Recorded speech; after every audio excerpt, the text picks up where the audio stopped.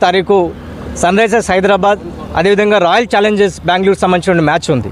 ఈ మ్యాచ్కు సంబంధించినటువంటి ఐపీఎల్ టికెట్లను పేటీఎం అనే సంస్థకు సన్ రైజర్స్ యాజమాన్యం అదేవిధంగా హెచ్సిఏ కూడా అమ్మకానికి పెట్టారు. దాదాపు 36,000 టికెట్లు అరగంట వ్యవధిలోనే అమ్ముడుపోయాయని చెప్పి ఇదే హెచ్సిఏ అదేవిధంగా సన్ రైజర్స్ ఫ్రాంచైజీ ప్రకటించింది. వాస్తవానికి అరగంట వ్యవధిలో 36,000 టికెట్లు అమ్ముడుపోవడం అనేది చాలా విడ్డూరమైన విషయం. దీన్ని గతంలోనే మేము పూర్తిగా దీన్ని విభేదిస్తూ అనేక సందర్భాల్లో కూడా దీన్ని ఎండగట్టినటువంటి విషయం ఉంది.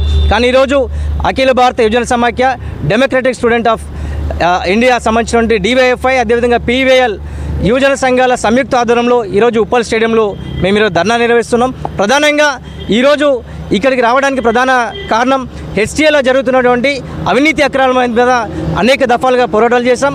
వాటికి సంబంధించి ఈ ఐపీఎల్ సంబంధించినటువంటి ఏదైతే టికెట్ల పారదర్శకతలో ఏదైతే మార్పులు వస్తున్నాయో